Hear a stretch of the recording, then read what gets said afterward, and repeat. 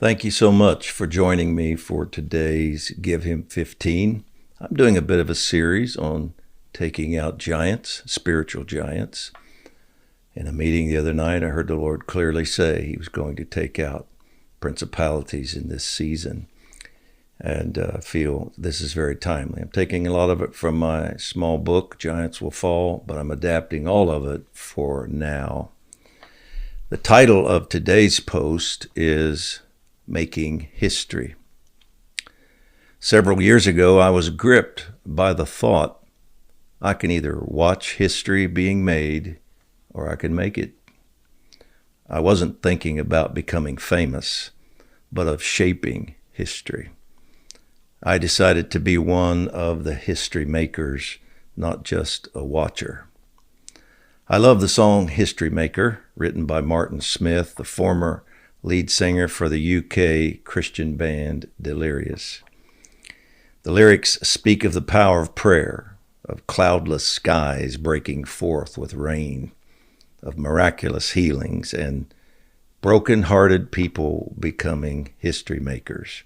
If you've never heard it, check it out. I think you'll like it. Though I love the song and its concept, in another sense of the word, we're all participating in the history-making process. The only questions which we are all answering with our lives are, what history are we writing? And two, will we write it intentionally or by default? We all help shape history one way or the other. When David was about to face the giant Goliath, his older brother mocked him over what seemed like such a preposterous idea. David's response was to ask the poignant question, is there not a cause? Would it come as a surprise if I told you the word cause also means history in Hebrew? David was very possibly asking his brother and fellow Israelites the question, is there not a history? He could have been thinking about past history, which we may discuss later. But it is entirely possible David was thinking of the future, a history to write. Come on, guys, David may have been imploring. History will record what we do. Will we go down in history as giant killers or cowards? Will we fight for God and country, or will we flee? Don't allow this giant to define us. Let faith in God define us. Interestingly, Goliath's name actually comes from a root word meaning to expose or reveal. How appropriate. Giants of adversity will most assuredly reveal our character. Are we a David, a Caleb? Or like Israel's soldiers who fled from Goliath, are we cowards? David refused to be defined by cowardice. He chose rather to be defined by a cause. Our purpose as a nation is to partner with Christ, just as Israel did, becoming a light to the nations. Our divine calling is to spread the gospel of Jesus Christ from these shores to the ends of the earth. And it is to be an example of what Yahweh will do for a nation whose God is the Lord. America's giants have exposed our character flaws. Our calling has been in jeopardy. Rather than exporting the gospel, we're now the leading exporter of pornography, as well as other forms of depravity through film and music. America is literally trafficking in filth. Portions of the shocking history we are writing today will one day shame us. But as the following example shows us, dirges can be transformed into songs of victory. John Newton lived in the 1700s. For part of his life, he was a slave trader, the lowest of the low. Through a series of events, Newton came to Christ and became one of the leaders of the abolitionist movement. He actually pastored William Wilberforce, who is credited with playing the most significant role in the abolition of slavery in the British Empire. Newton wrote the song Amazing Grace, sung more than 10 million times annually and recorded on 11,000 albums. It has been intoned more than any song in history. Newton, whom Satan used to torment many and help write some of the ugliest chapters in world history, was transformed and given the song that has comforted hundreds of millions of people. America, too, will experience God's amazing grace and recover from its evils. She will write a new song, a song not about oppression and injustice, but about the beauty of life and freedom. Jesus said to Jerusalem, "You did not recognize the time of your visitation." Unfortunately, the word visitation does not clearly communicate what Christ had offered them. He was not simply referencing a visit.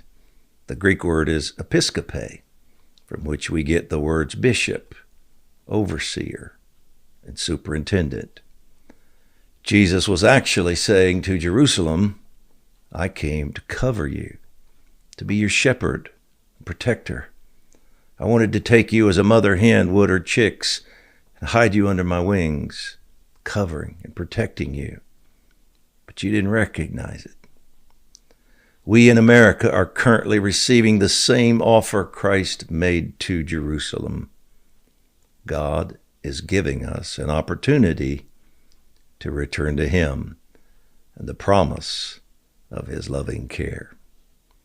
His desire is to demonstrate that righteousness, not money, power, or pleasure, exalts a nation. Jesus is knocking at America's door, asking, "Will you receive me back into this nation as your shepherd and bishop, allowing me to cover, protect, and lead you? Will you once more become a nation under God?" Millions of God-fearing and honoring Americans are rising up to answer this question. And a remnant of the body of Christ is doing its part through prayer. Failures are being confessed, appeals are being made, and decrees are being released. God honors intercession. It still works. We must refuse to surrender this nation to humanists, atheists, liberal politicians, and individuals who want the influence of God and the Bible removed from America. Though much ground has been lost to these ungodly forces, God has said it is absolutely not too late. We will appeal to Him for change. We will always walk in tolerance and love. But loving people doesn't equate to giving them everything they want, nor should tolerance be confused with abdication. Just as David did, we can write a righteous history for America. The giants of sin and godlessness in our nation can absolutely be conquered, and the hearts of people can most certainly be won. Though the taunting giants may mock us in the name of their gods, just as Goliath did Israel's army, we can daily and fervently decree biblical promises such as, "Where sin abounded, grace did much more abound." And the great promise of 2 Chronicles 7:14 is still true today.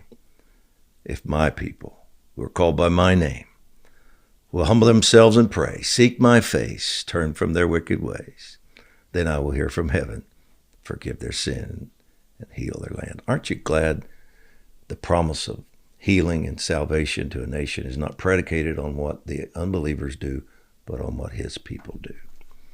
I believe this verse with all my heart and live for this hope. We in America are not at the mercy of principalities, powers, and spiritual giants.